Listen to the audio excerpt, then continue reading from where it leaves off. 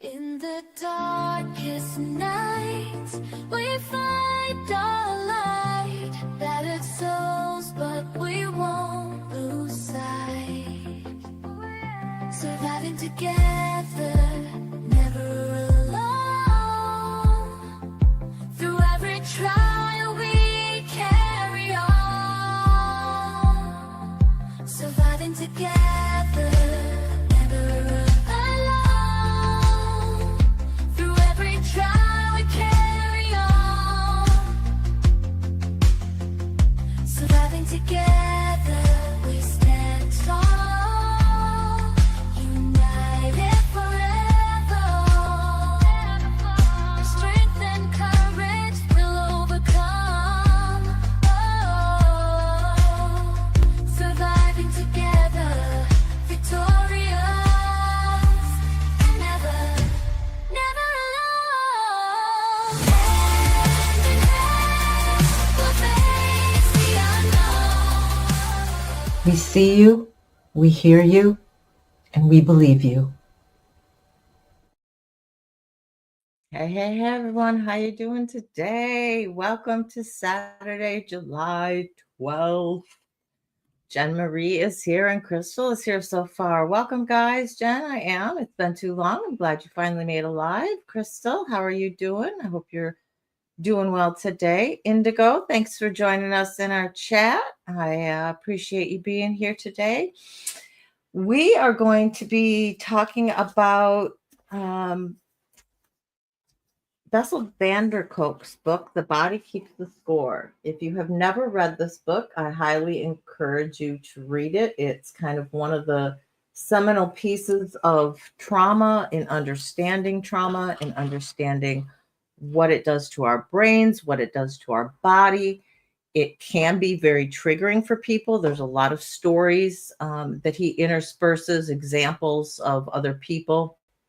So if you do undertake reading it, whether it's your first or second time through, please take your time because we are going to be talking about some sensitive things and just trauma and how it works with us. I am going to throw up the trigger warning here, so please take care of yourselves. Remember, first and foremost, you come first, always.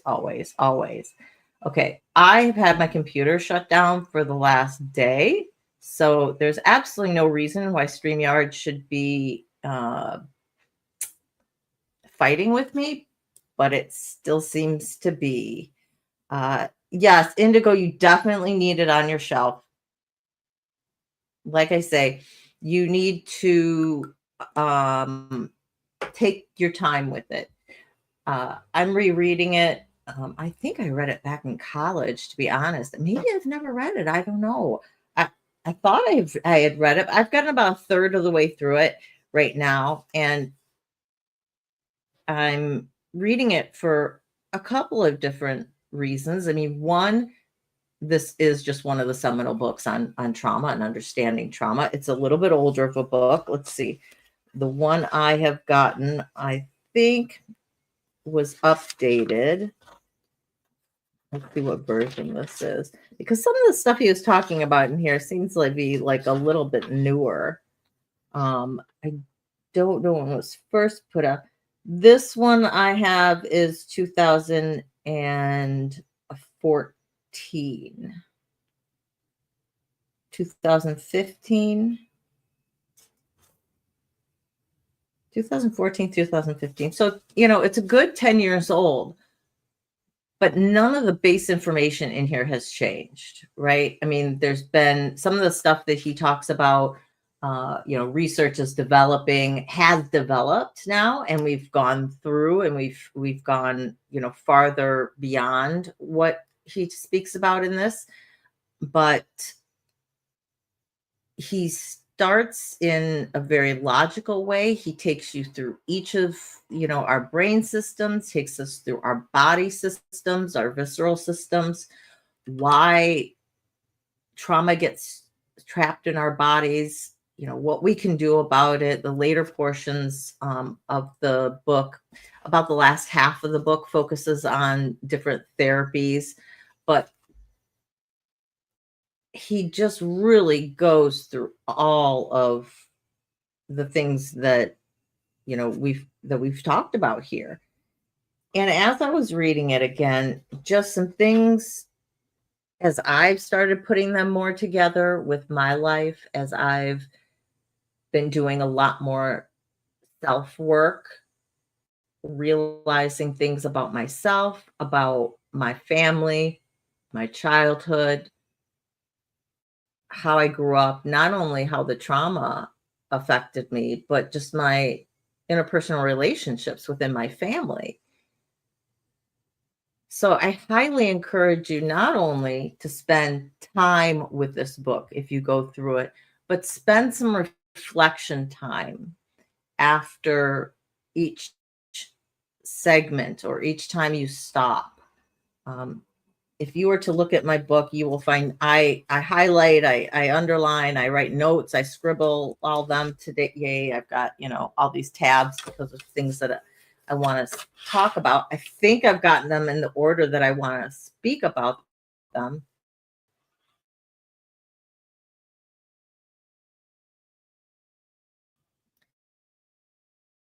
And I will legitimately from I'm gonna kill StreamYard. I really am.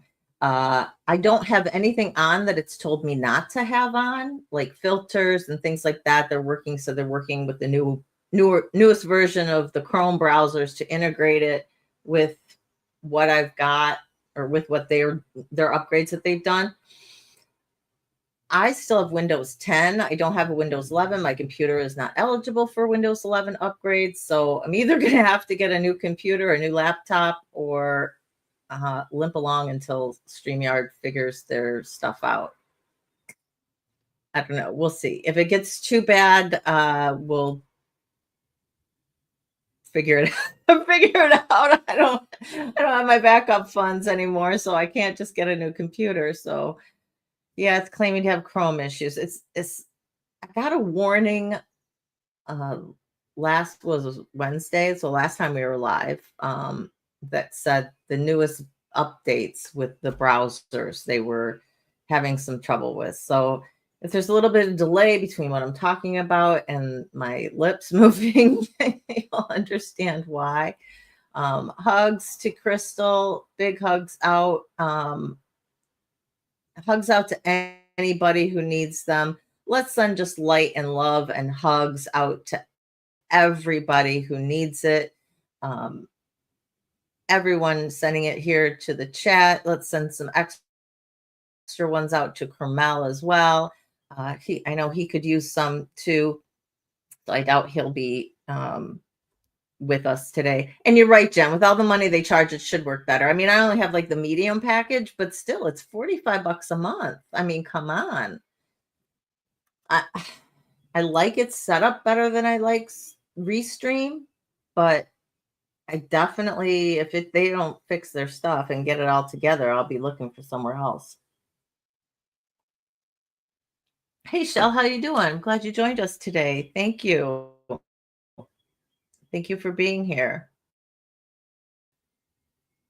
Indigo recommends another book about adult children emotionally immature parents by Lindsay C. Gibson. Very interesting. I will have to check that out.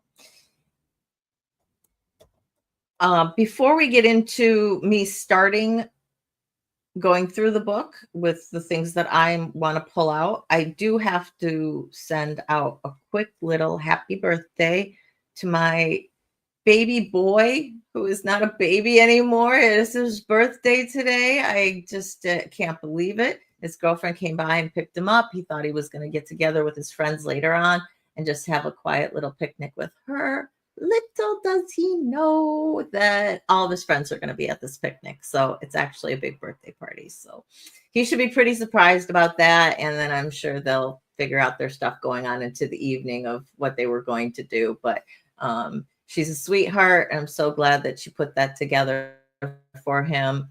He's been working so hard this week. He's actually been in charge of his shop because he opened his mouth when his boss was going to be, when his boss was going to be on vacation and was just kind of mocking him a little bit about the fact that, oh, you're going to be on vacation. Don't worry, the shop will run without you because what do you really do or whatever?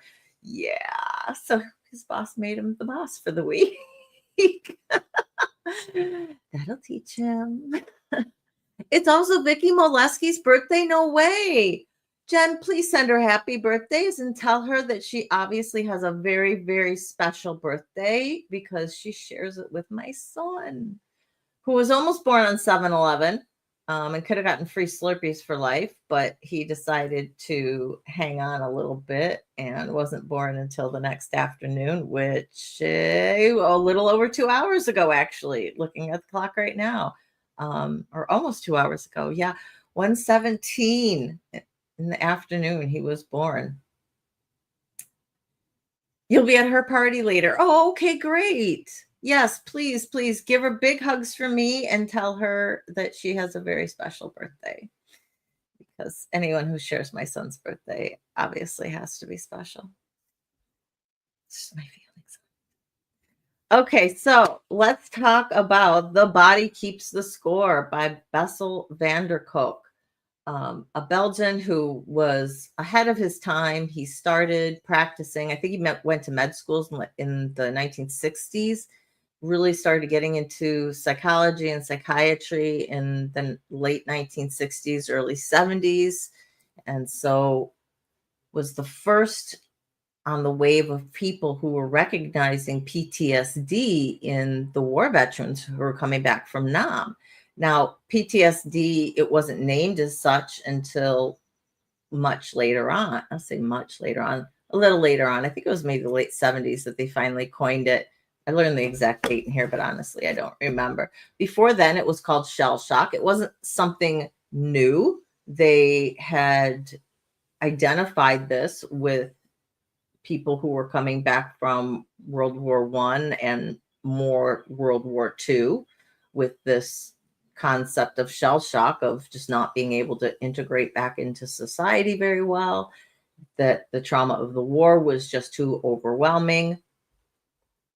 And as I was reading through it, really realizing that even in the late 1800s, some of the bigger name psychologists in Europe had started piecing things together a little bit.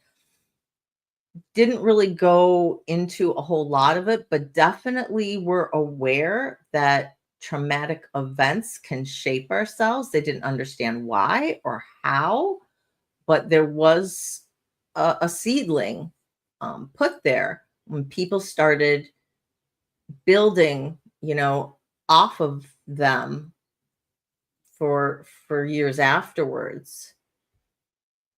Yeah, shell shock. Shell shock.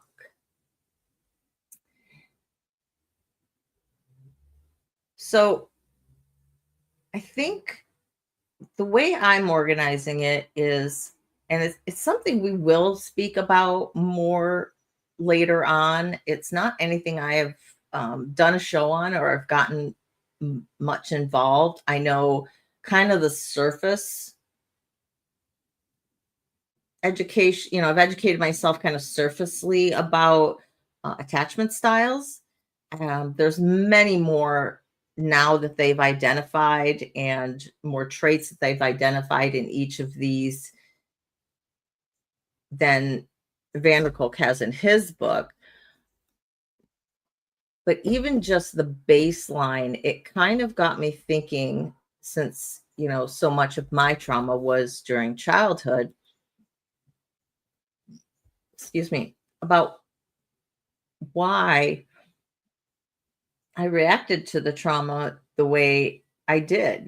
Some kids will hide it. Some kids will come out right and say, hey, this is happening to me, and I think the kids with the most secure attachments to their parents are going to be the ones most likely, and I won't say probably, I will just say most likely to disclose sooner, because they feel safe. They feel like they have a loving environment that they come home to.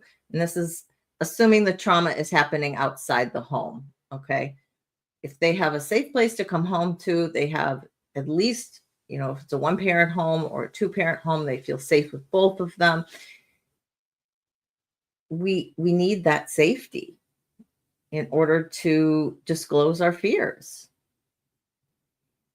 And so I got thinking about my childhood, and when I started reading through about these attachment styles, realizing that I kind of had a combination, and that's what they've recognized now. So they organize things a little bit differently now. But I had one sort of attachment. I had a very secure attachment with my mother early on. I mean, she was the primary caregiver. She was there. She was present. I mean, I remember awesome birthday parties. I remember doing things with her. My dad was pretty absent, and that's pretty much all I remember of my younger years from him. Later, once I had a voice, it was just we clashed, 100% clashed, to where I could say with my dad, my brother's attachment style was 100% avoidant.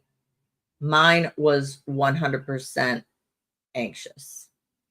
And I want to read to you what Bessel Kolk says about these different types of attachment styles, just to give you an idea as we continue speaking for a baseline.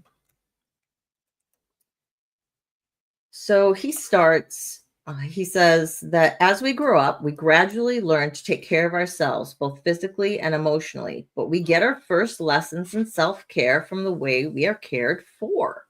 Mastering the skill of self-regulation depends to a large degree on how harmonious our early actions with our caregivers are. Children are programmed to choose one particular adult, or a few at most, with whom their natural communication system develops. This creates your primary attachment bond. So if you have a two-parent home, sometimes kids will choose one or the other to have their primary attachment.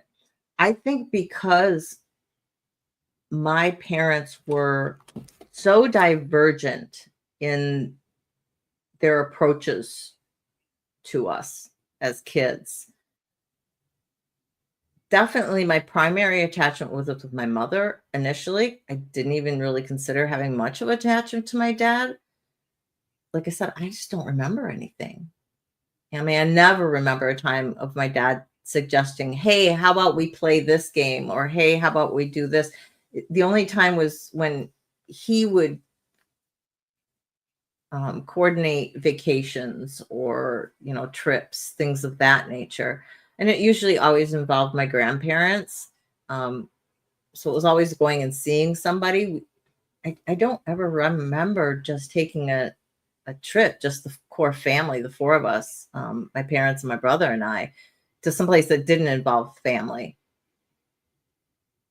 I do remember later on in life, I say later on, I mean, being 8, 9 years old, my dad had a motorcycle for a little while before my mom made him get rid of it. It was too much for her heart to handle. And riding that. And we did get to ride on it. I think it was like kind of the initial time he invited us. After that, he would go for rides, but we would have to beg him to take us. And when he did, it was always just a very short ride. I think part of that was my mom. I think motorcycles are just not a thing for her. And it was probably like pulling, nails on a chalkboard the entire time we were gone. My mom was probably just like, okay, but just a quick trip. So I don't know if he would have taken us on longer trips had my mom been more okay with it or not. That was really one of the only things that I remember. Hey, Carmel, I didn't expect you to see you here. I owe you an email. I got your email and I thought I had responded and I didn't. And that's my bad. But we sent hugs and love out to you and to anybody else who needed them. So you just do what you need to do and watch on replay if you can later on. Hey, Deaudrey, how are you? It's okay. Thanks for dropping by and just saying hey. And we'll send more hugs and love out to everyone who needs them, and we'll send some out to you. First and foremost, guys, take care of yourselves. I don't care about my watch hours in regards to you guys. If you need to protect yourselves, do it. It's nothing is worth more to me than you guys taking care of yourselves.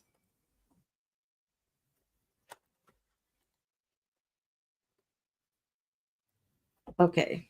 So I wanted to read on here a little bit. Kolk says secure attachment develops when caregiving includes emotional attunement. Mirror neurons start functioning as soon as babies are born. Imitation is the most fundamental social skill. It assures we automatically pick up and reflect on the behavior of our teachers, parents, and peers. And these mirror neurons are something that they recognized in the brain. And this is what allows us to be able to sense what somebody else is feeling and feel it back into ourselves. And so having a sense of empathy with other people, but also being able to pick up on what those facial cues are, or what that intonation means. So if somebody grimaces, you see a baby might grimace, or if you stick out your tongue, baby will try to stick out your tongue. Those are the mirror neurons activating. It says when a child is in sync with his caregiver, his sense of joy and connection is reflected in his steady heartbeat and breathing and a low level of stress hormone. His body is calm, so his emotions are. And this goes back to what we've talked about in terms of when we're stressed, when we're in our flight or fight, freeze, fawn, all the other ones. Our stress hormone is increased, so our breathing's increased. The stress hormone shuts down any of the systems in our bodies that aren't absolutely necessary. And one of those is emotional regulation. It shuts down that part of the brain. It's also going to shut down our immune system. It's going to shut down digestion. And it just brings us to that animal base of what's absolutely necessary for survival. And we have to be kind of on cue. And that's where that hypervigilance comes in, that generally doesn't come down with us. So secure attachment builds an internal locus of control, the key factor in healthy coping throughout our life. Securely attached children learn what makes them feel good. They discover what makes them and others feel bad. They acquire a sense of self-agency, and their actions can change how they feel and how others respond to them. Securely attached kids learn the difference between situations they can control and situations where they need help. They can learn to play an active role when faced with difficult situations. In contrast, children with histories of abuse and neglect learn that their terror, pleading, and crying do not register with their caregiver. Nothing they say or do stops the beatings or brings attention or help. In effect, they're being conditioned to give up when faced with challenges later in life. Now, we're going to break this down a little bit in terms of kids can develop, instead of secure attachments, they can develop an avoidant attachment or an anxious attachment. I know you guys have experience with both of these.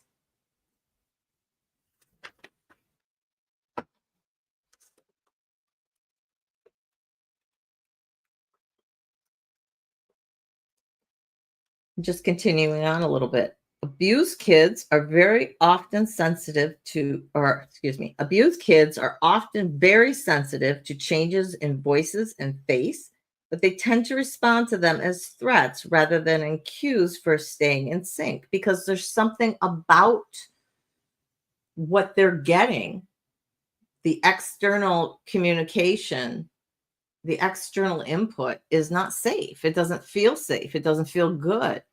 So children quickly learn, what do you have to hide from? What do you need to be aware of?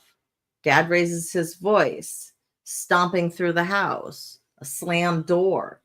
These are all cues for us that we get, that we learn, this is a situation I need to be aware of.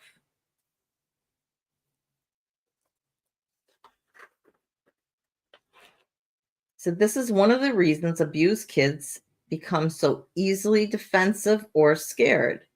Children who overreact to their peers' aggression, who don't pick up on other kids' needs, who easily shut down or lose control of their impulses are likely to be shunned and left out of sleepovers and play dates. Oh my gosh, does that ring a bell? Not only rings a bell, that is like hammer and nail for me, because I didn't pick up on other kids' cues. I didn't have very great social skills, not only because of my parents, not only because of my trauma, and not only because of my interaction with my brother, but because of all of it. And so definitely, and then moving every 3 years, always being the outsider, that certainly put me in the category of being shunned. Says eventually they may learn to cover up their fear by putting up a tough front, or they may spend more and more time alone watching TV or playing computer games, falling even farther behind on interpersonal skills and emotional self-regulation. So it is the very things that we do to keep ourselves safe as we're growing up that is harming us in the long run, because we're not learning how to regulate our emotions. And this is one of the key things that we as adults, if you've had childhood trauma and you haven't, if I could talk today, and if you haven't dealt with it, that we need to do. And I'm going to speak a little bit more on that later on as we go. Bessel Kolk. It's hot up here, guys. It definitely must be affecting my brain. We've got like 88 here and 75% humidity. It's pretty bad. And I've got the fan off so that I can hear myself think, which I don't think is working very well.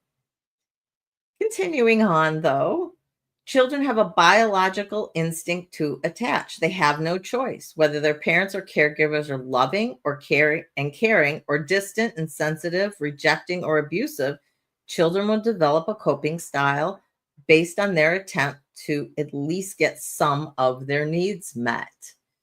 This is the hardest thing for kids about not having a secure attachment in at least one parent, is that we need those people to feed us, to house us, to take care of our basic needs when we can't.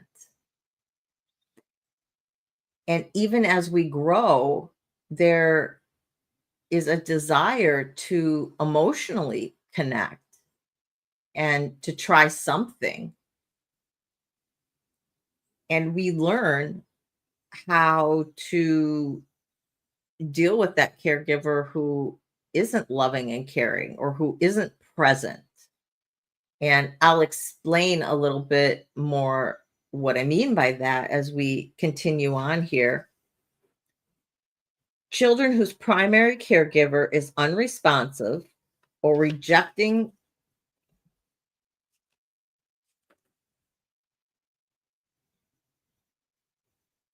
That sentence doesn't make any sense.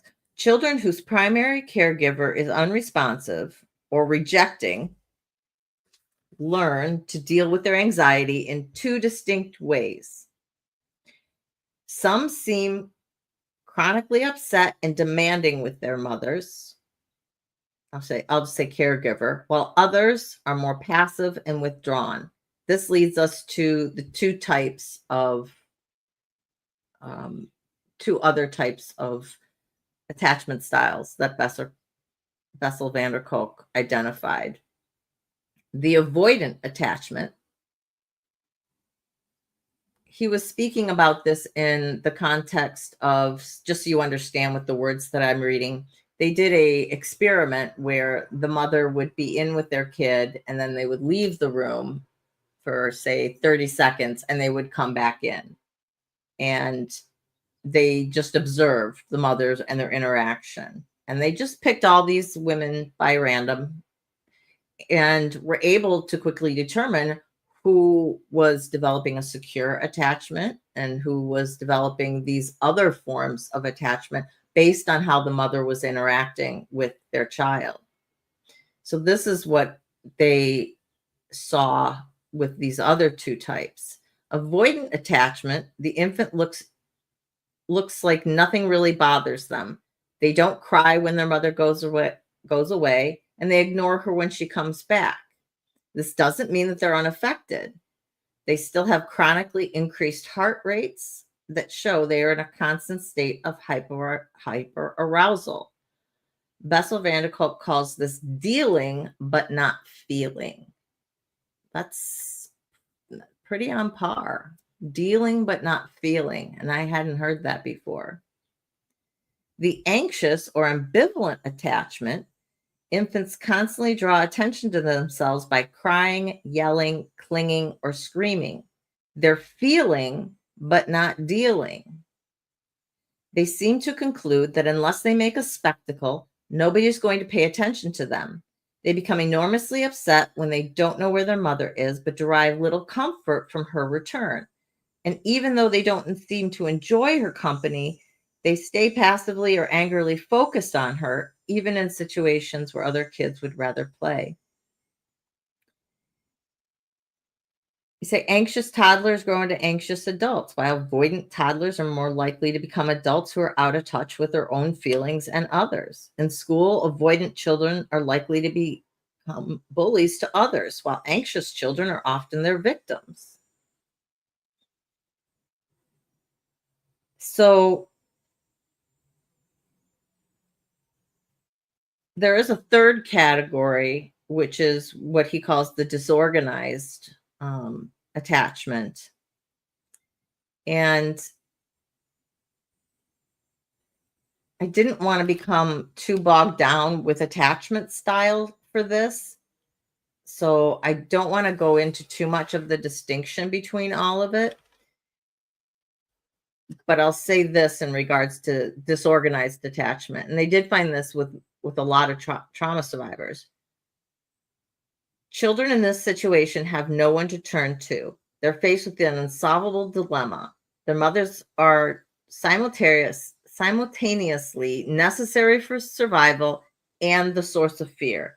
They can neither approach the secure or ambivalent strategies or shift their attention elsewhere, the avoidant style, nor can they flee. So you have this combination of things where, for whatever reason, the child natural inclination isn't to develop an anxious style, isn't to develop an avoidant style. You kind of have this mix of things, which I'm going to speak about without delving really too much into disorganized attachment. So the reason I wanted to bring this up first and foremost as kind of a baseline for speaking about the other things in the book so far that really popped out at me is, like I said, I definitely had a very secure attachment with my mom early on. Like I said, my earliest trauma is at 4, but I don't remember a whole lot of details. I didn't remember a whole lot other than feeling like something definitely had happened and something was definitely wrong. But I didn't have any words to be able to explain what happened. So, and then because I couldn't even immediately after the event realize if anything was wrong other than to say, I didn't have fun at that sleepover. I don't want to go there again. That was the only thing I could say. And my parents, especially, I remember my mom, because she was the one who was home with us, being very okay with that and very supportive. When I was 6 and 8, the next times that my different childhood abuse occurred, my mom had gone back to work. Now, it was part-time. It was only while my brother and I were at school. So she was still home for these next 3 years. So like 6 to 9, she was still home when we got home. That was the agreement that my parents had made. And I still had this secure attachment from earlier. But my mom would not only take care of us get us before school, get us breakfast, get us dressed, get us fed, get us, get us off to school. Then she would go and work. Then she would come home and she was responsible for cooking dinner. And as soon as dinner was over, she was responsible for doing the dishes and taking care of all of that. And so by the time there was that, say hour of maybe 2 of downtime before bedtime prep began and getting us to bed, because that was my mom's responsibility as well, my mom kind of retreated from playing with us, from being that really present mom that she had been. And frankly, I understand it now. She was freaking exhausted. So she took that time for herself to kind of have her downtime, and reading was always her escape. Reading was always her downtime, or watching TV. So less and less, I felt that 100% secure attachment. I remember, growing up during that period of time, feeling, wanting to do stuff with my mom, remembering the good times that we had, and having to beg her to do things, and beg her to get off the couch and not watch TV, or not be reading, or, doing her crafts, doing something that interests her. I now understand she just needed her time to be her, to not be mom, to not be wife, to recharge her batteries. But it came at a cost for us, because by the time we were in bed, my mom would be basically going to bed, because she'd have to start this whole cycle over again. And like I said, I never had a real great attachment with my dad. My attachment style with my dad certainly became anxious, because and it was funny, as I was reading through this, and I wasn't just reading it to educate myself. I was reading it and trying to incorporate it into my life and to see where these concepts played. So often my dad would accuse me of just arguing to argue. And I'm like, no, I'm not. I'd be arguing against an injustice, or something that I saw was wrong, or, something of that nature. Whereas his world, he was dad, his word was law. His way of doing things was always the right way. He could not see 2 ways to get to the same goal that were both valid. There may be 2 ways to get to the same goal, but one was going to be more efficient, which meant it had to be the better way. So we weren't given our own space to explore if we were doing anything with my dad, if we were playing a game, or if he was showing us on the off chance how something worked, or how to do anything. There was one way to do it, and if you tried to do it another way and argued that this way was just as valid, it fell on deaf ears. I realized that too. My dad, he went to work. He didn't always work the same shift, because he was a supervisor. So sometimes he was needed at different shifts. So sometimes he would work second shift, and we wouldn't see him basically for the entire week. And on weekends, his schedule would be kind of all messed up. And he was there, but he wasn't present in our lives. So even when he was there, we would find him mostly in his office doing work. And after dinner, he would come home, he would eat dinner, and then he would probably watch TV for a little bit, and you could not change the channel. My dad watched what he wanted to watch, which usually like the news or something. And then he would go to his office and he would work in his office the rest of the night, and we never saw him. So if I wanted his attention, I had to whine. I remember being called a whiner growing up so much. And it's not that I was a whiny kid. I think that if it was my only way of getting someone to pay attention to me, particularly as my mom was pulling back. So my attachment style with her definitely became more anxious. And like I said, with my dad was always pretty much anxious. Um, and a little bit avoidant. I just kind of stopped asking because you just knew that you weren't going to get the attention. But there are times as a kid, you're desperate for your parents' approval. You want them to think well of you.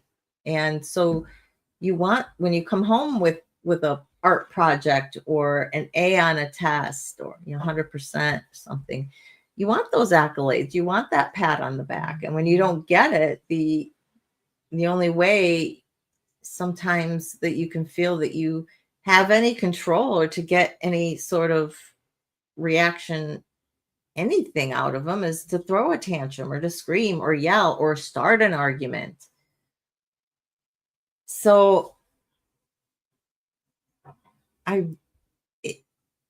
reading through this again, and like I said, taking space for myself after each of these sections that I would go through really helped put my childhood in perspective with not only the way I interacted with my parents, but being able to understand what my parents were doing.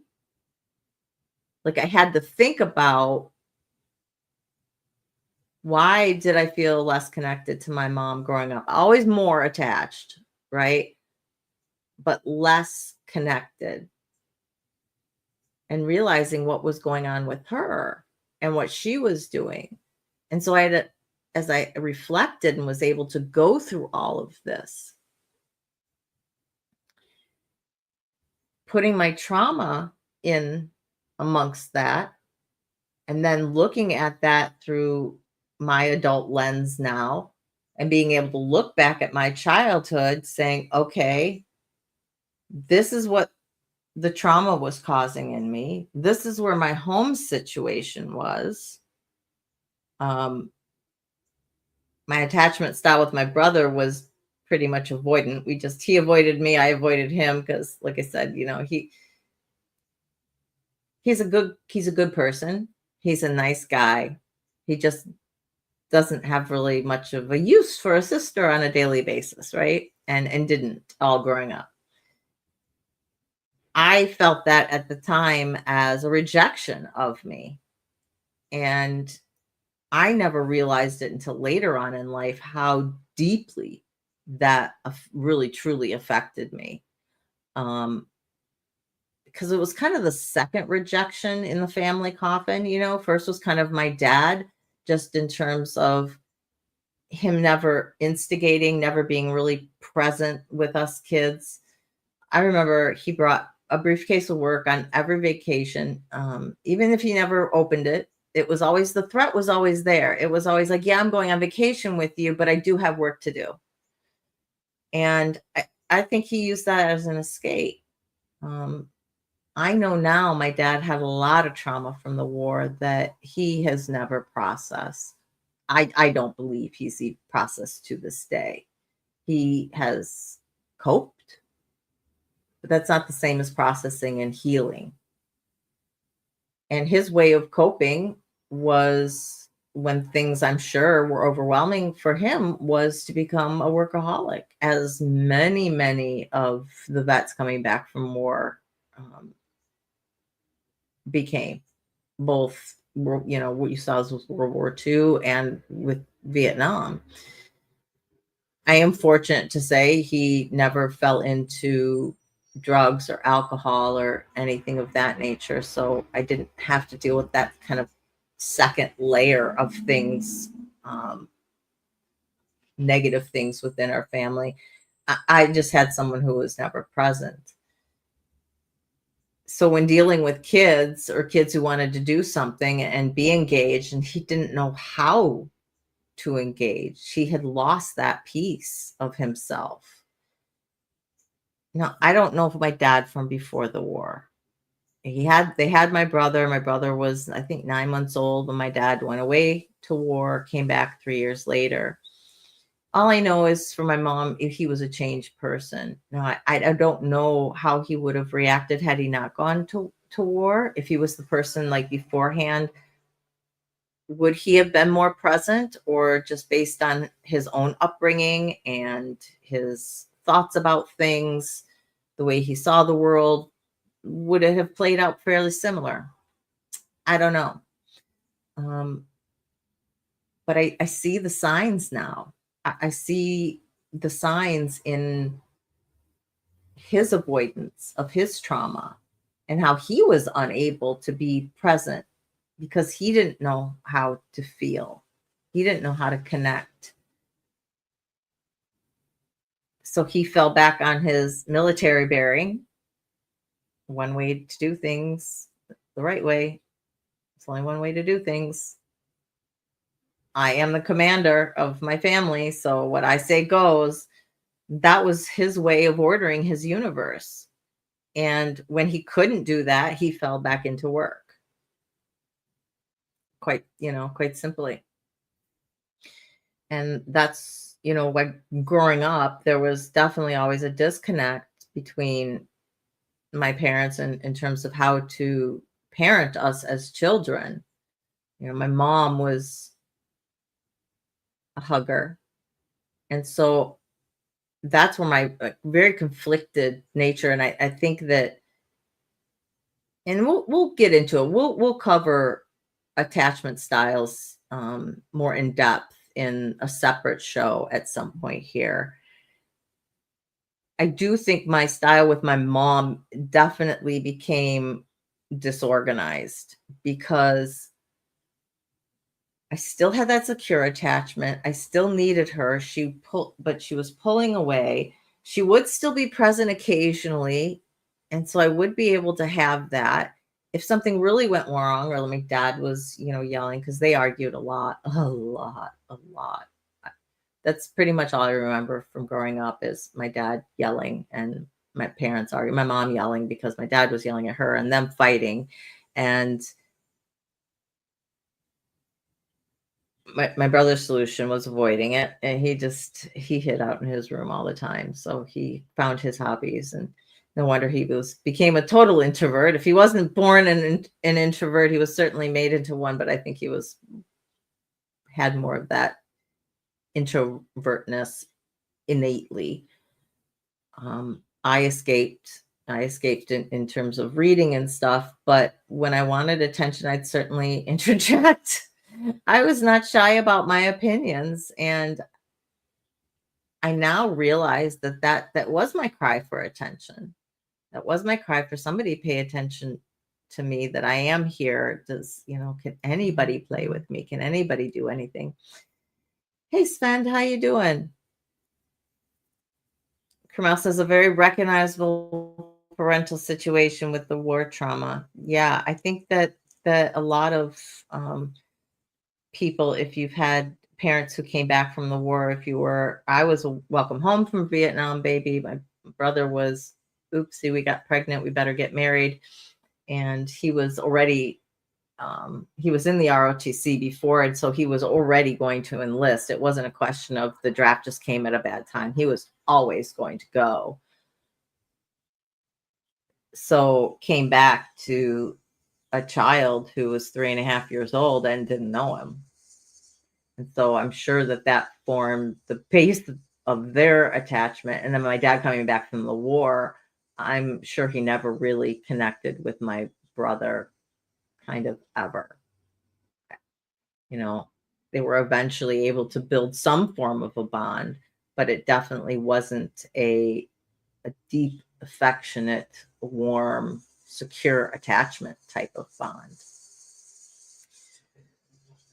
I want to read to you what Kolk talks, what he discusses in terms of agency and having a say in our lives and our circumstances and how this affects us, especially people who are traumatized.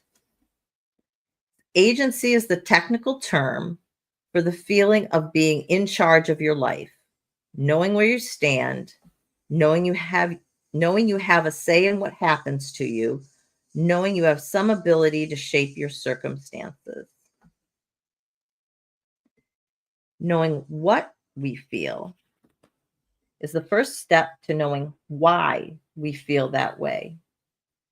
We can't do this unless we can observe what is going on inside us. That's why mindfulness practice is a cornerstone of recovery from trauma.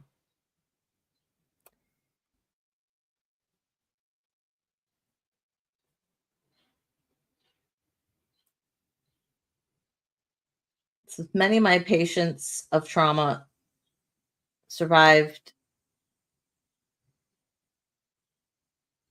Many of my survived trauma patients, um, they survived through tremendous courage and persistence, only to get in the same type of trouble over and over again. Trauma has shut down their inner compass and robbed them of the imagination they need to create something better. And he talks about imagination early in the book. And wow, this was like a slap in the face to me, a real kind of aha moment for me. He says trauma affects the imagination.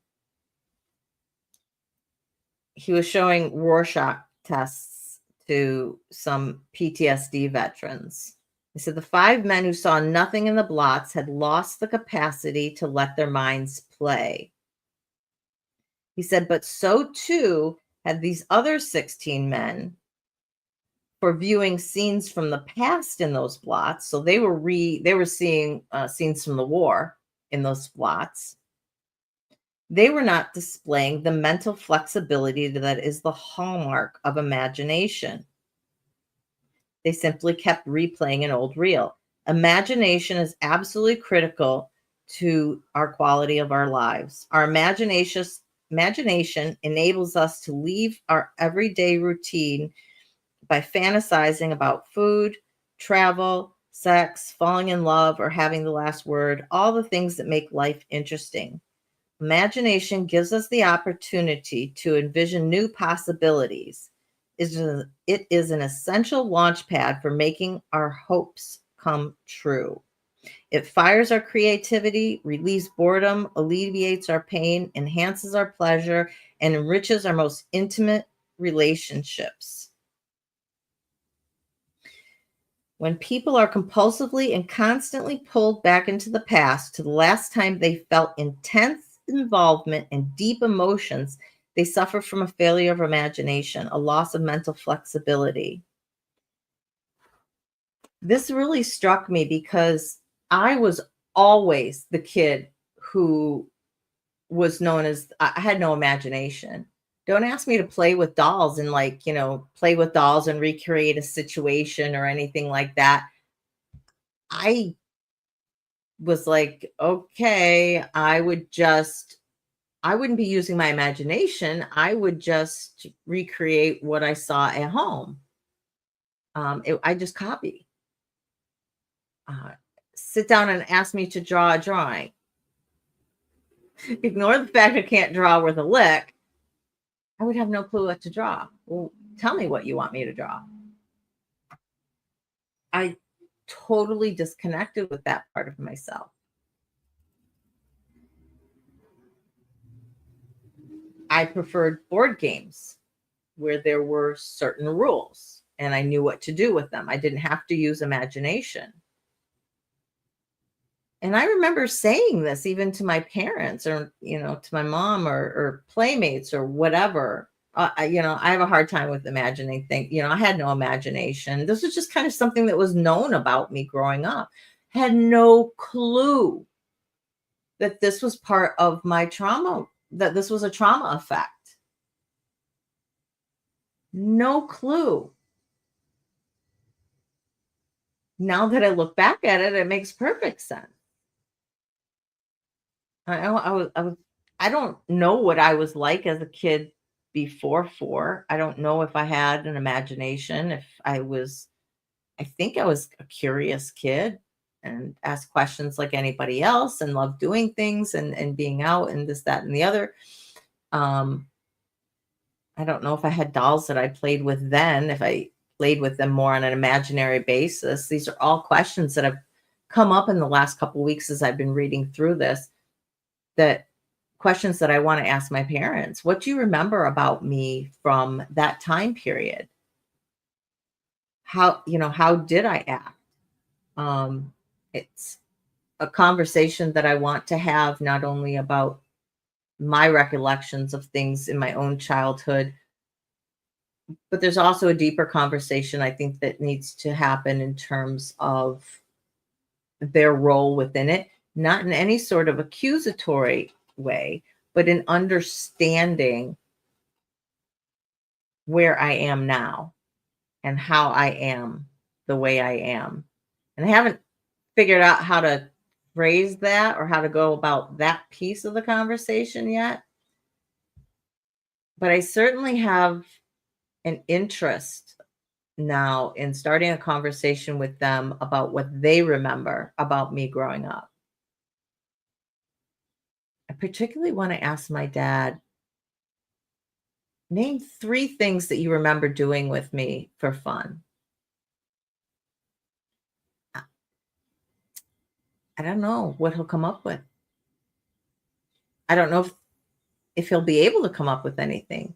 If he does, will it be something that I actually remember? I don't know. So that conversation, I think, will be very interesting. And that's something that's going to be happening fairly soon, because I'm in this part where I'm doing more self-work as I'm working through this book and putting more pieces of myself together. So the fact that it was the trauma that interrupted my ability to be able to have an imagination was a very big aha moment. I had no clue that that was connected that way.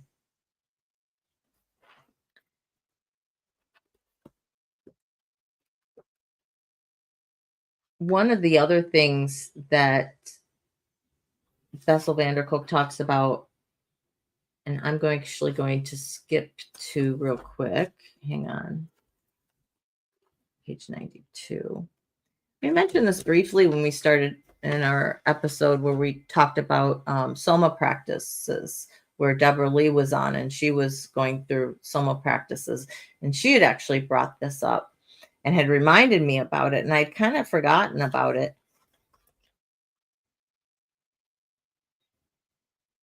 But there is the left half of our brain and our right half of our brain, and then kind of this midline.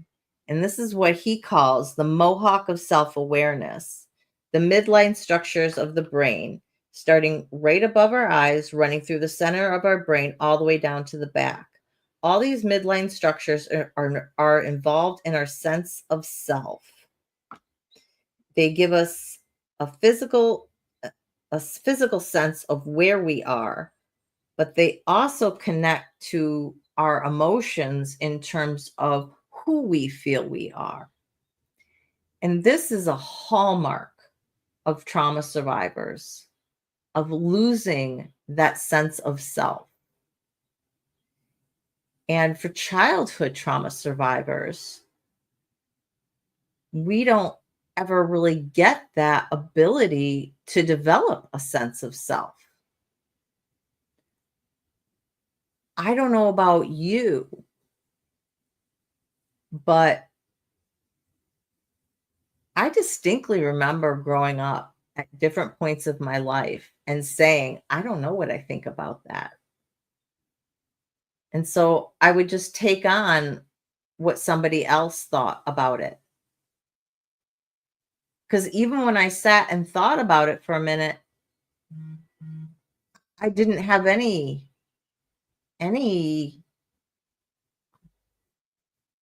nothing came. It was just like blank.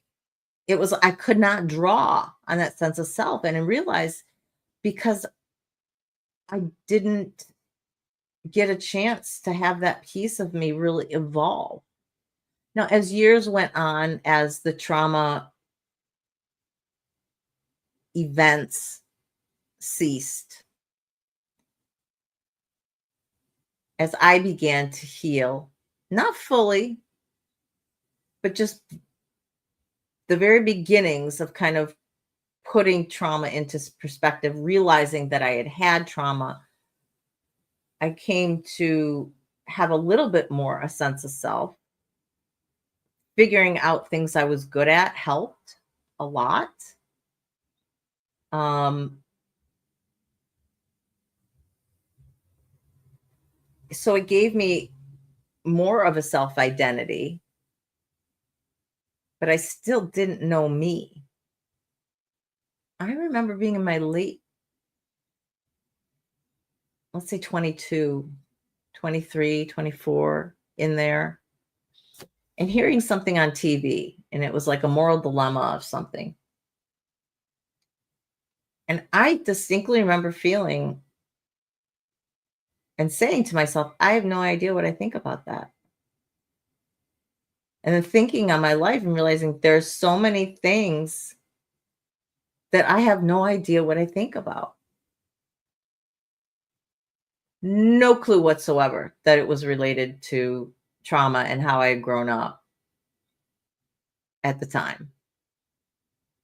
I just thought, why does everybody else have an opinion about this and I don't? I couldn't understand it. So rereading this and going over my childhood again and thinking in it and even my early adult years and thinking about this, I my lack of imagination, my lack of sense of self, um, yeah, no wonder I didn't have much of an imagination. So I do want to highlight um, what I think Crystal says. I think you meant to say I, I thought I had a vivid imagination growing up. So you had a very vivid imagination growing up. And Indigo says, I think I did the opposite. I escaped traumatic experiences by creating richer worlds or imagination games and reading. I can certainly see how some people can kind of do the opposite, especially if they had any sort of avoidant attachment, um, where you're avoiding the situation, so you're avoiding the pain, and you go into yourself and you can create something better. I think that's why reading became an escape for me. It was somebody else's imagination, but it was an escape from either the trauma or the experiences as to what was going on in the household. That was I didn't have the imagination myself, so I could escape into somebody else's world. And I think that's why I became such a voracious reader. Um, it's one of the reasons, to be quite honest, why reading is my go-to escapism to this day. If I'm feeling overwhelmed or, just kind of don't know what to do next, if my stress is starting to increase, reading provides that outlet where I can just go live in somebody else's world and see things how they saw things. So as with anything, we are all individuals, right? So things that I read out loud through here are not necessarily going to be true for every single person. There is no, and it is one of the things, one of the insights that Kolk does identify and says, listen, we are all individuals. Nobody is going to react the exact same way to anything. You might not fit into any of these boxes, but just from the research perspective, overall, here's kind of what we see, right? So take the pieces that work for you. These are the things that resonated with me, and that's why I'm bringing them out.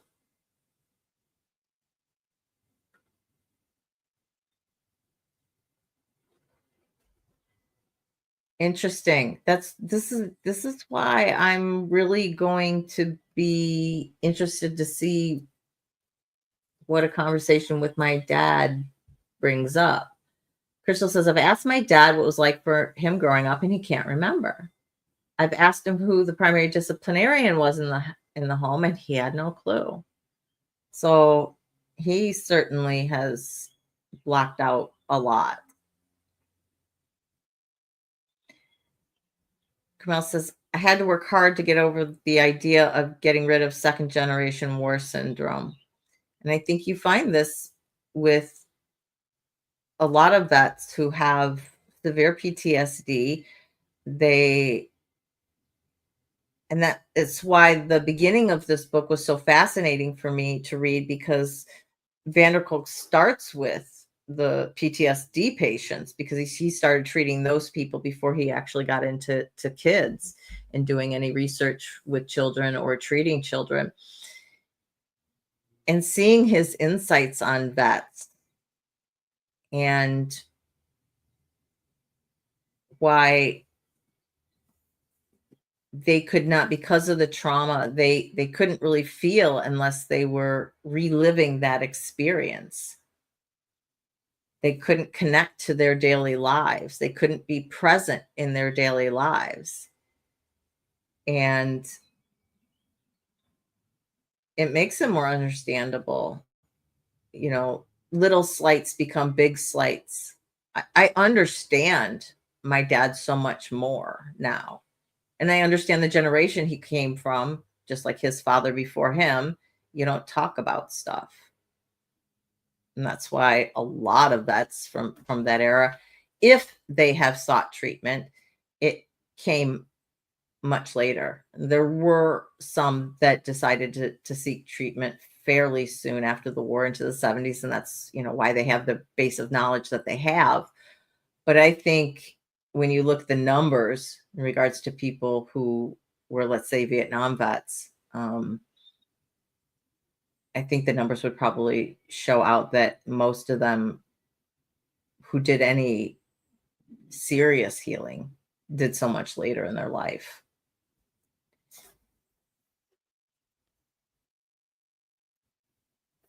Okay.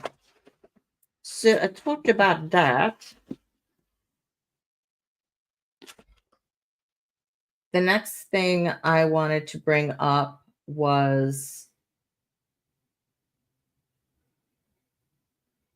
just in regards to trauma. This was just a quick phrase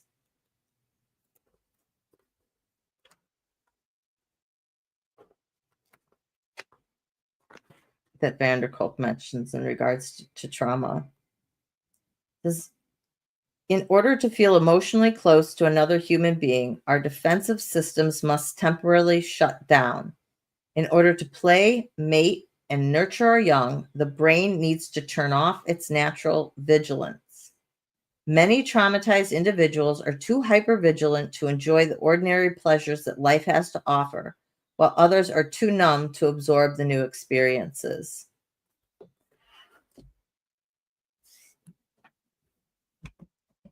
I read that, and you know, really thinking about that in the context of say my father and how he interacted with us as kids throughout our entire childhood.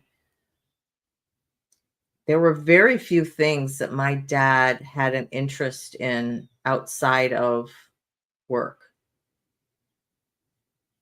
He still loved airplanes. Airplanes were kind of his first love. He flew during the war, and I think anything to do with airplanes also kind of harkened him back to the war again, and so it was bringing up those feelings and those thoughts, and so that those intense emotions allowed him to feel something. And the time he got his bike, which, I mean, he was safe about it in terms of he always wore his helmet, whether or not he sped or just enjoyed the freedom of the road, the feeling, if that was allowing him to feel something. Honestly, I truly believe that at this point in time, because I don't remember any other little hobbies. Eventually, my dad took up woodworking, but that was much later on in life. And part of it was because of the plane he was going to build. A Corsair was going to be made out of wood. So he had to learn some woodworking skills in order to do that. Later on, he got into woodworking for woodworking's sake, making other things, other small projects that weren't airplane related. But that was much, much later on in his life. So I can 100% see my dad in this, and it puts him into a different perspective. It doesn't change anything for me, right, in terms of my healing or how I was raised, but I'm much able to understand it, and that for me means something, instead of looking at him as just somebody who was angry all the time. I won't say didn't have a use for his kids, but wasn't that involved dad of, what do you want to do? Do you want to do ballet? Do you want to do soccer? Do you want to, let's try this, let's do that, let's go to the park? None of that. Every now and again, my mom would put him in charge of Sunday lunch or Sunday breakfast or brunch or whatever we were going to have. And although my dad could cook eggs, scrambled eggs, and he would on occasion, but most often he would go to Dunkin' Donuts and he would get the donut holes. And so that was always such a treat because we got to have donuts for breakfast. So we actually applauded days that dad actually was in charge of breakfast. And like I said, it was once every few months, maybe, if that we would get the donut holes. I think we would, let's say for 3 times he was in charge of breakfast, we would get donut holes once, and he'd make scrambled eggs the other 2 times.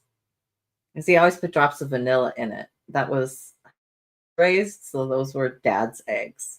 That became known as dad's eggs. Hey, Glenn, how you doing? Thanks for dropping in. Out and about, feel free to listen, but definitely don't text.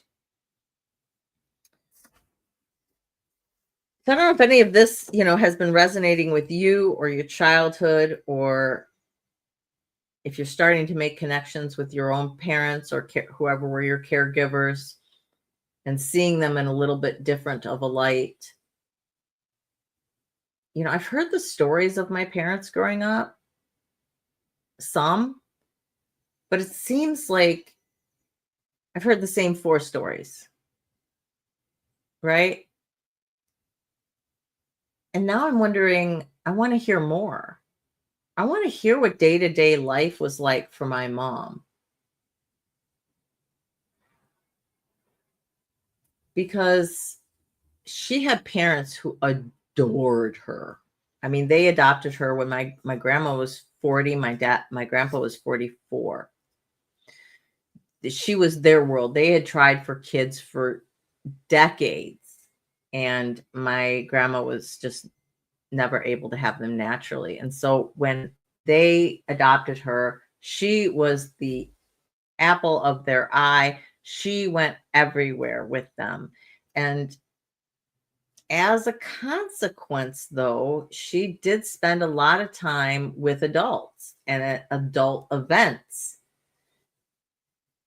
Now, her cousins, actually be like her second cousins or first cousins once removed. I don't remember. Were of her age, right? So she did have people that family who she could play with, but she didn't have. It was either going to adult events. This is kind of what I've been able to piece together so far. Going to adult events or playing like with those cousins. I don't recall her talking much about friends made on her own age. So it was very family oriented, which is great. But I think there were skills that she didn't develop, because of her type of situation. Um, and my dad, my grandpa, so my dad's dad came back from World War II.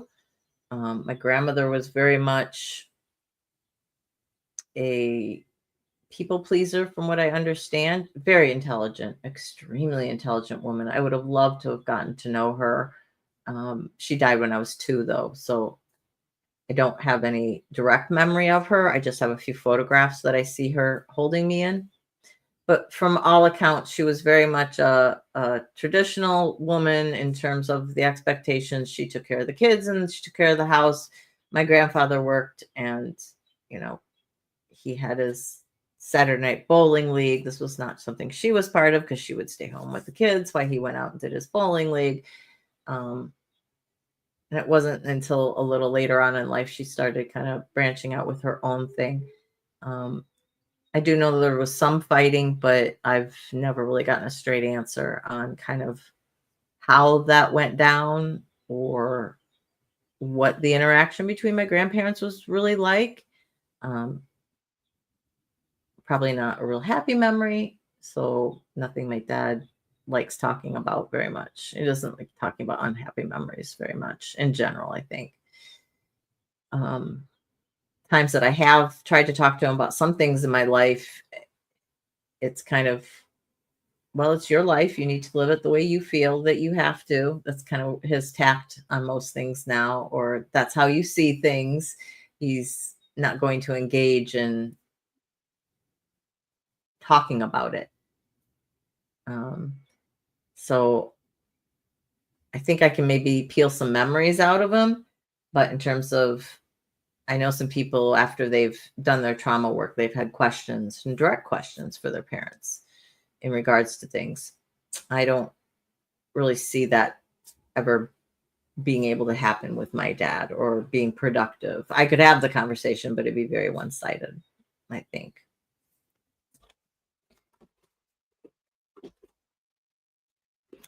Something else that he mentioned, and it really, the reason that I'm pulling this piece out of here is because,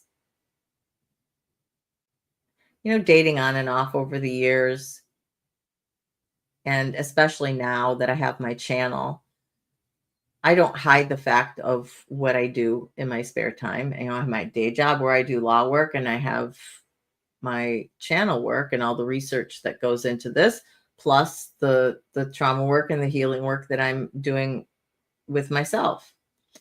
And so I don't hide any of it. I don't blurt it all out on the first date, right? But it's definitely things within the first few dates that come up and start talking, and very easily I can pick out which ones are potentials for seconds or third dates or whatever, kind of as the reaction. Do you get that? Uh-huh. Very interesting. Or do you get somebody who's actually engaged, even if they don't have trauma themselves or don't think that they do, even if they don't reveal anything, are they engaged? Are they talking to you? Do they sense the passion from me and, why this is important to me? Those are the people that I'm willing to continue to have conversations with and willing to give another chance to, for dates. And something Bessel Kolk said that he called reflex of purpose the most important factor of life. He says all creatures need a purpose. And he is talking about humans and animals alike. One of the most devastating effects of trauma is that it often damages that reflex of purpose.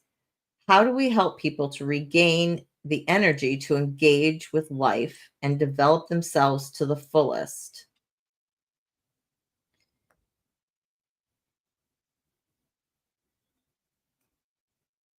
We need to focus on emotions and movements, not only as problems to be managed, but also as assets that need to be organized in order to enhance one's sense of purpose.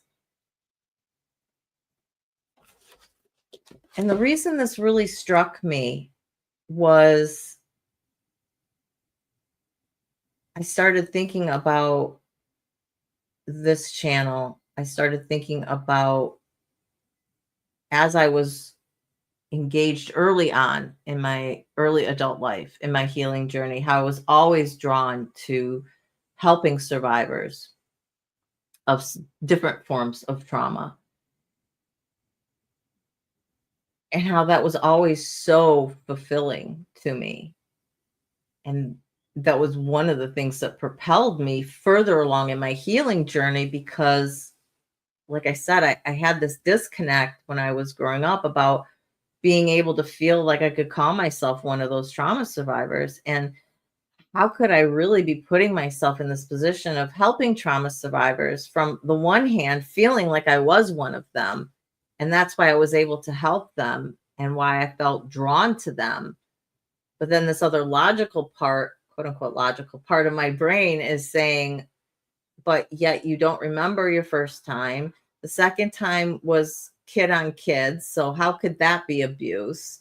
And the other one wasn't really that bad, meaning for me, it wasn't penetrative sex. So I'm thinking in my kid brain, and even as I was growing up, well, it wasn't that bad. So really, was it abuse? Yes, yes, and yes to all of them, right? That's what we've learned.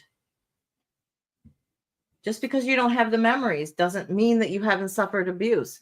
Just because it was another child who was older than you, but was still considered a child, let's say under 16, doesn't mean that you weren't abused. Just because there wasn't penetrative sex, just because there wasn't any, even just because there wasn't any touching of any parts of the individual's bodies doesn't mean you weren't abused.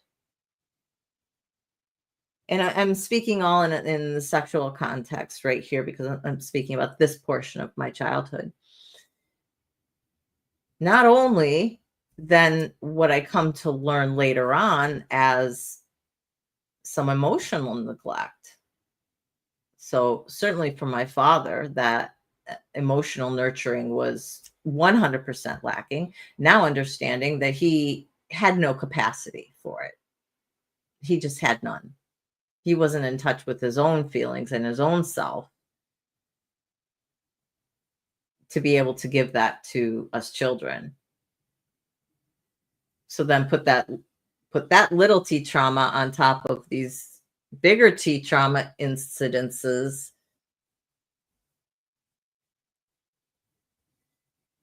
It,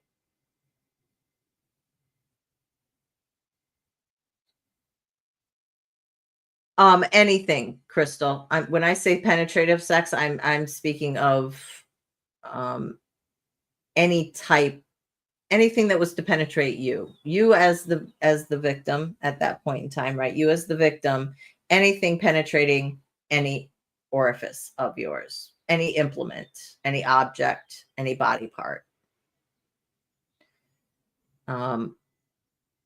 So oral sex, I consider a penetrative act because it is one organ going into somebody else, into some other, into your mouth. So that to me, that's It's penetrative. So just because that last incident as a kid wasn't penetrative, it doesn't mean that I wasn't abused because of what did happen with us, between myself and the abuser. But I didn't understand that at the time. To me, child abuse was something penetrative. That's the what I kind of been taught. We had stranger danger, don't let people touch your bodies. There had to be an interaction between at least an implement or a part of somebody else on you for it to be called abuse.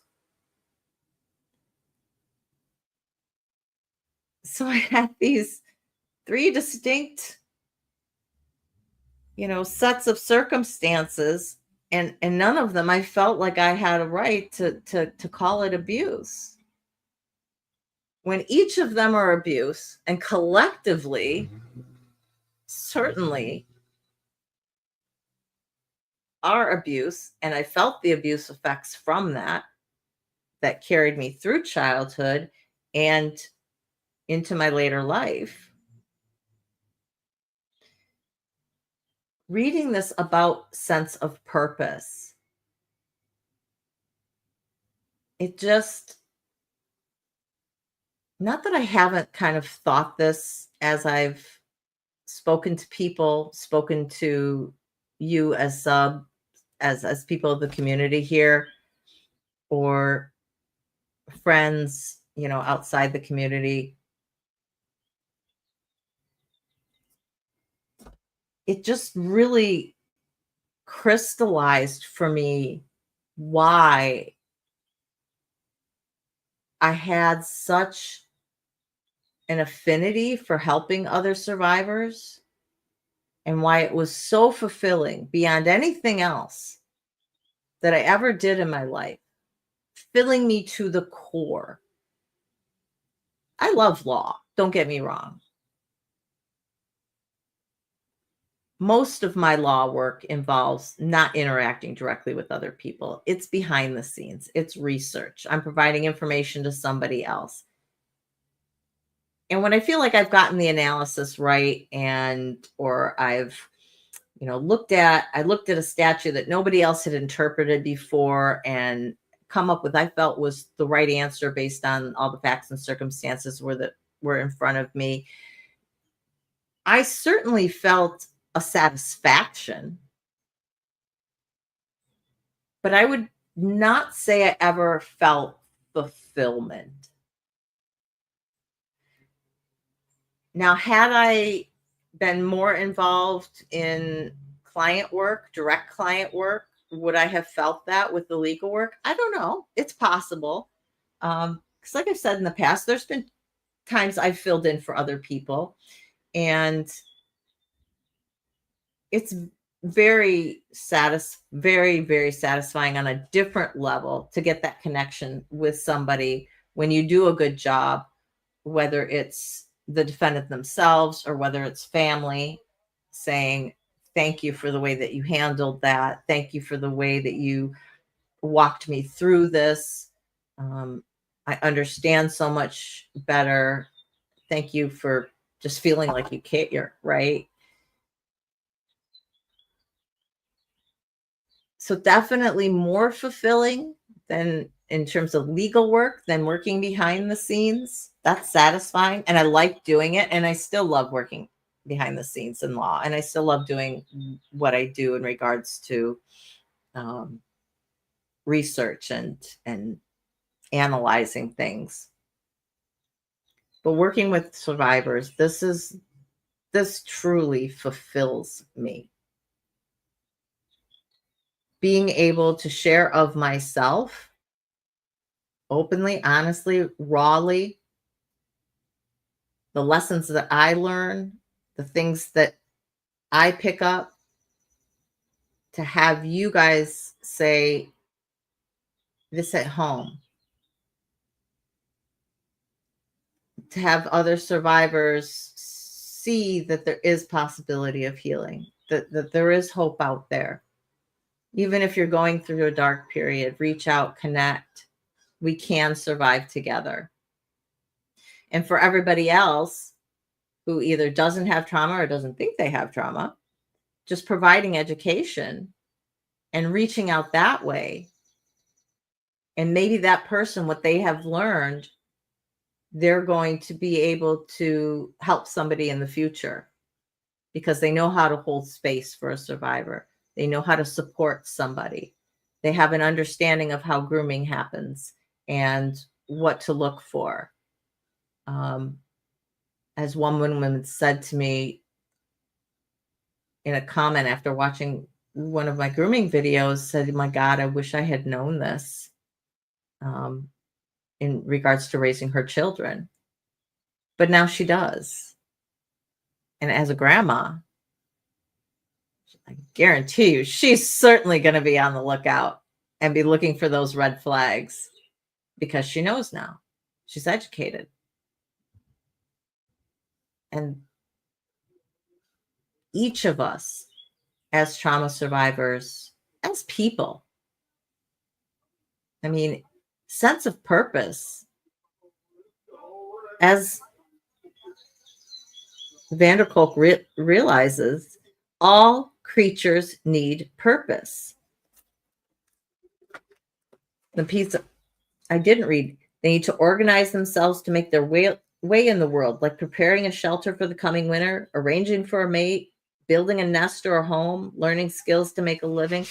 Every animal, every insect, every living being needs to have some purpose in their life. And when we don't have purpose, it's really easy for us not to be able to be connecting with ourselves. I think it's easier to not connect with others. It is easier to not engage in our healing journey. And that purpose can change over time. There's nothing that says it's one life purpose that you find at one point and then that's the same for, for all eternity. But this is what I have found at this point in my life. Because through working with you, I'm working on myself. Presenting all of this information, researching to you guys truly helps me understand, is giving me a much richer foundation for my healing journey and my understanding of just trauma in general and how it correlates to my life. So I say thank you. Thank you to each and every one of you who has ever given me the opportunity to speak to you one-on-one, speak to you through the lives, interact with you. It means the world to me. And this is definitely why I have chosen this path that I have at this point in time. Hang on one second, guys. My son is back.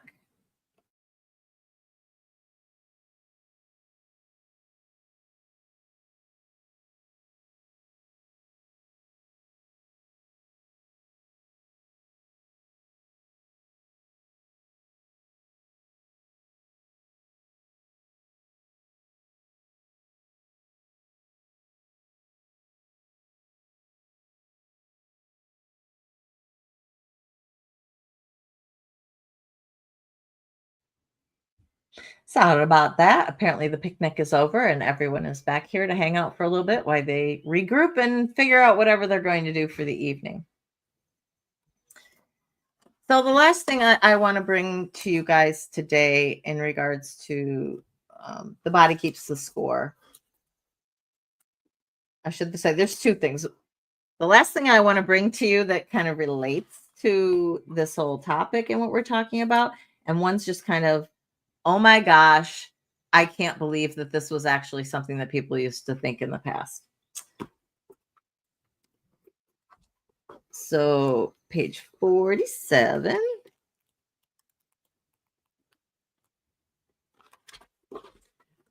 And this is something, we've talked about before in terms of, and Crystal, I know it's different for you, so take this with a grain of salt, but why talk therapy doesn't work for a lot of trauma survivors. The experience of trauma itself, um,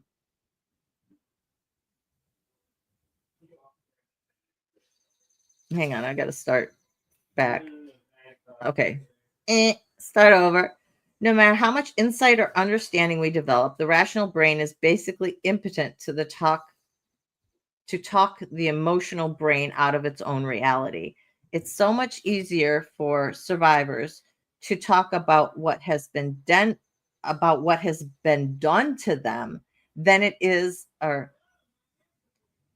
so much easier for them to talk about what has been done to them, to tell a story of re-victimization and possibly revenge, than to notice, feel, and put into words the reality of their internal experience. And that kind of struck me because a lot of the work that I've been doing lately, talk therapy never really worked much for me. And I realized, and I'm like, and I didn't understand why. In particular, people are like, "Gosh, you're so open about what's happened to you. Why isn't it? Why is it that even though I am still healing and learning so much about myself in relation to different people and in relation to myself, why am I able to talk about things that have happened to me with such ease?" And realize, and because it's a sense of just retelling a story. For some people, just retelling a story, taking yourself almost out of it. It is your story, and it's your story, but you can tell it with a detachment. For others, like these PTSD victims that we spoke about earlier, it is their only way to feel intense emotion, going back to that moment. So in their retelling, they're very attached to those feelings. And it's their only way of connecting to something more than just existing. So you're either reliving this loop and re-triggering yourself, or you're talking about it from a very detached perspective and not connecting with your emotions and connecting with the feelings. I understand now, after all the work that I've been doing on myself over the past few months. If you guys remember, I came on after I was writing a certain portion, the first half of my chapter for my book. And I was very emotional, and I didn't understand in the immediate afterwards until I had had some reflection time. Why?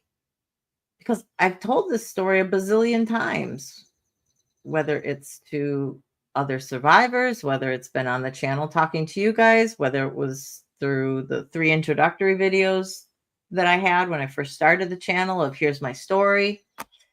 I've told this over and over again. So why wasn't it the same?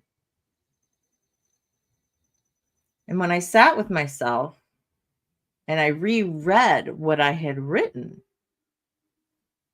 I realized that it was because I was asking myself questions about how I felt in that moment. I was putting into words what I was thinking and feeling about what had happened. And this is stuff that does not happen when you're just kind of retelling your story of trauma. At least not for me. It hasn't been a piece for me.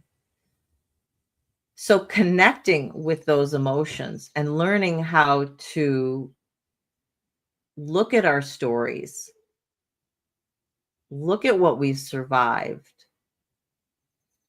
and really come to terms and be able to process the emotions that we were feeling at the time, the emotions that we felt as a fallout of this. That is what really helps us to regulate our emotions. Now, some people can do this through talk therapy, but it takes somebody to be able to recognize and be able to guide you through connecting with feelings. Um, whereas most therapists aren't qualified to do that, or I don't think recognize that need. Certainly hadn't been in my experience.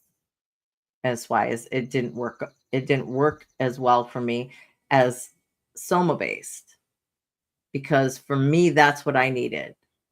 I needed to be able to really get in touch with myself and my feelings outside of the trauma.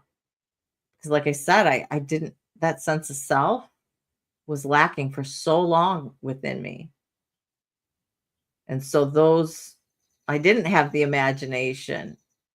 And Crystal, the more you reveal and the more I learn about you, I can see why our two approaches, needs in terms of healing, have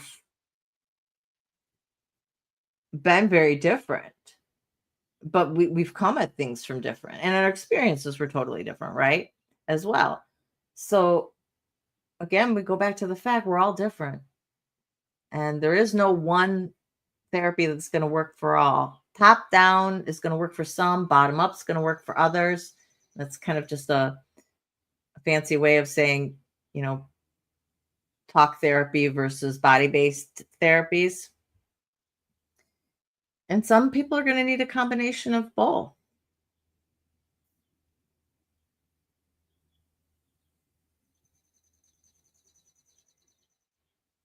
Crystal, I'm glad that you've been able to start putting some of those emotions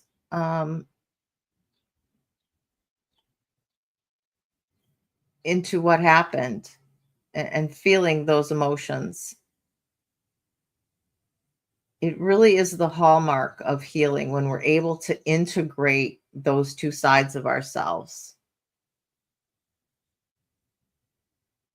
When we can regulate that emotion that we're feeling because of that trauma, and when we're able to put it in its place and we're able to actually deal with it, I think that that work gives us such a base to, in our daily lives, be able to much more easily recognize when our emotions are unregulated and to help bring them back into alignment when they are. Partly because we just are self-aware, we've got that recognition, but also partly because as we are able to integrate those emotions into our experience, that helps to bring down our internal threat level. So instead of our hyper awareness being on yellow all the time or even red, we're able to bring that down. And body does not feel that need to be as hyper aware all the time, have that hyper vigilance and have our nervous system activated all the time. The longer that we're able to spend with our nervous system calm, having that parasympathetic nervous system engaged versus constantly, being on that anxious level and scanning for our threats, the better off we are, the healthier beings we are, because that should be our natural state. Having our automatic nervous system always firing is not our natural state, but it becomes it for a lot of for most of us trauma survivors, because we are constantly scanning for the next threat. So applause for being able to do that, even on a little scale, right? Remember, healing's not linear. There is no timeline. If it takes you the rest of your life to be able to do that, that's okay. You're constantly working towards being a more whole person, a more wholly integrated person. I can't say I never want to say the person we were going to be, but I can say the person I was meant to be, given everything I have right now, the person I'm meant to be with what I have now. I'm a much closer version to that person than I think I ever have been. And that's exciting. That gets me emotional. I'm going to cry because, God, for a long time, I never thought that would happen. I always felt like I was kind of living outside myself a little bit. Being present in the moment was always a very difficult thing for me. Really, truly enjoying what I was doing at the time, even though I might be having fun. But really living life to the fullest and in finding joy every day. I'm still not quite there, but I'm closer than I ever have been. So I think that that's a real wonderful thing. Hey, Patty, how you doing today? I hope you are doing well. I want to quick here to 38. I think I may have already stated this.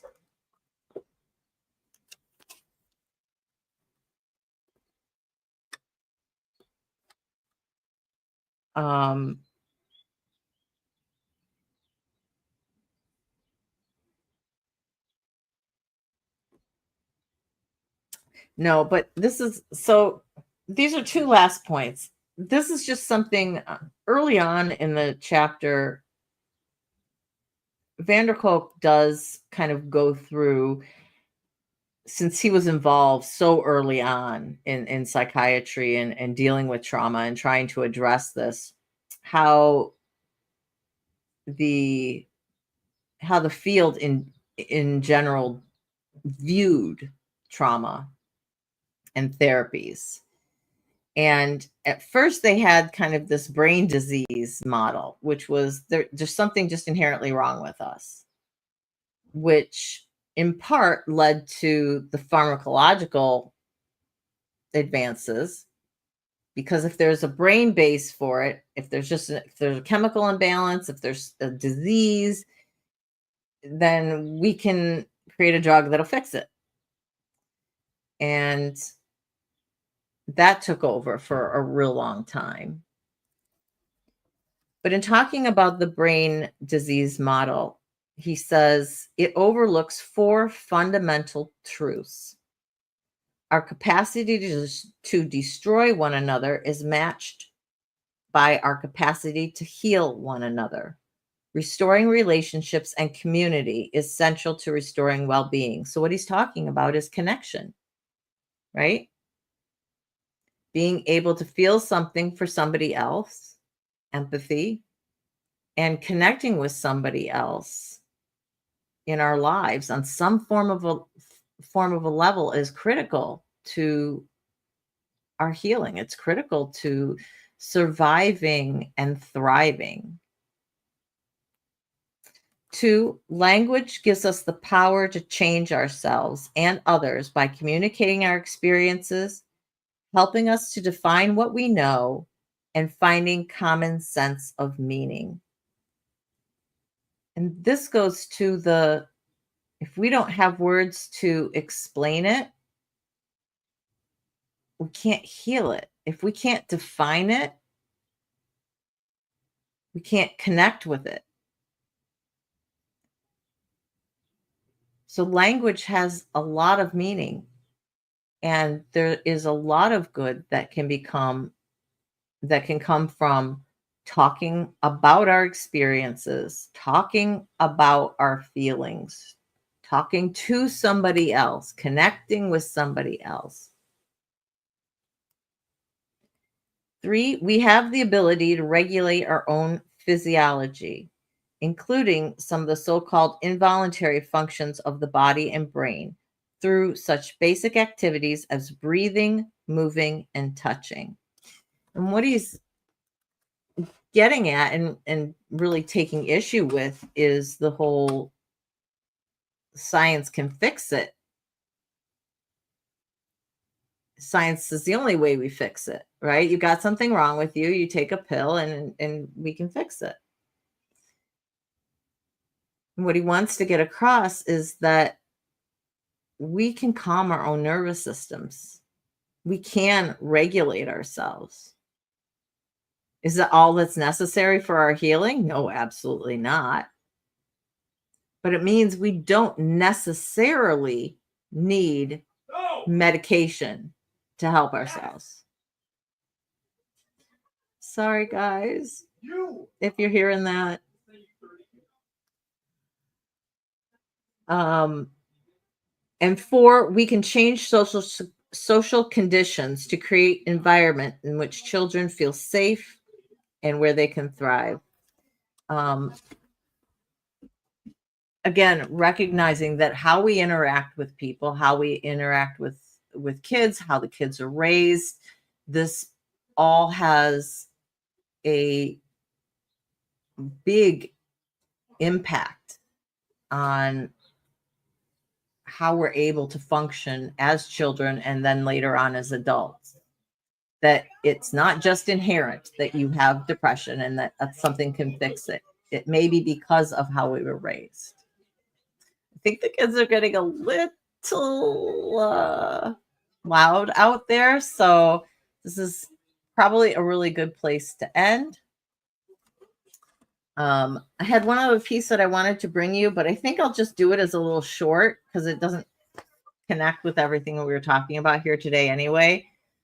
So, oh my gosh, it's 5. It's been almost 2 hours yabbering on about this. Thank you all for listening to me today. Hopefully you've gotten something out of it. I know it wasn't a real interactive chat, but I think a lot of you guys were probably listening and just kind of soaking up the information.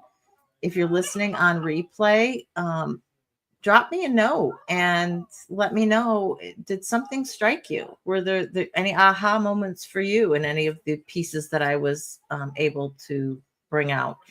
If you haven't read Bessel van der Kolk's book, How the Body Keeps the Score, let me know if you're going to. Do you think this is something that you'll pick up? There you go. Bessel van der Kolk.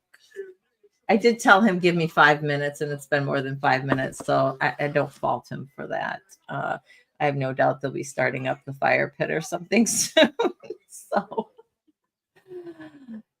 big hugs and love to all of you out there. Thank you so much for joining me today. I hope you have a great rest of your weekend. I will see you on Wednesday for some topic that I will come up with between now and then. Hope to put a thumbnail out ahead of time, give you guys a little bit of a fair warning. Definitely we'll see you Wednesday evening at 6 p.m.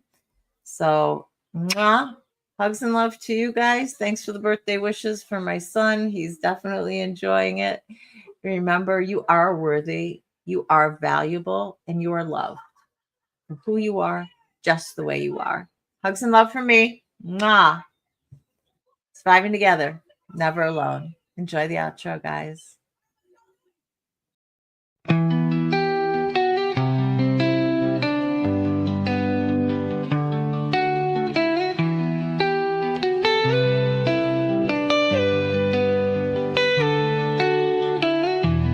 Through the fire, through the rain, we have walked through endless pain. But we stand, we rise again. Stronger now, we break the chain. Surviving together, hearts open wide, lifting each other through every tide. The past may have shaped us, but it won't define. Together we heal, together we shine.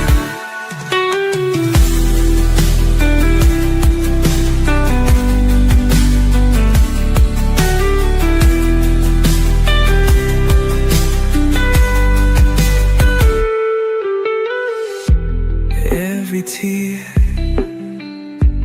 every scar tells the story of who we are.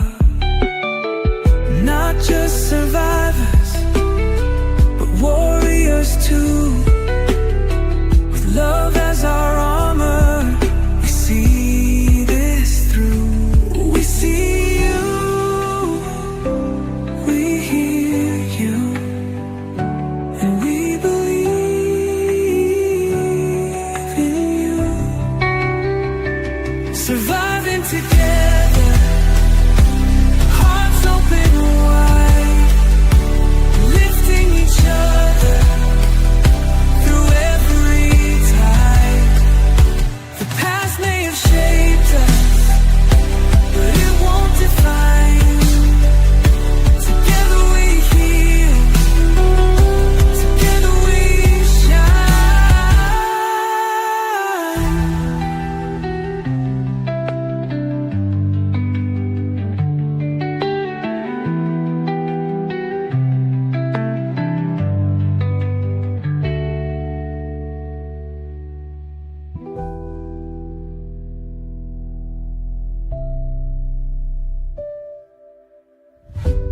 We see you, we hear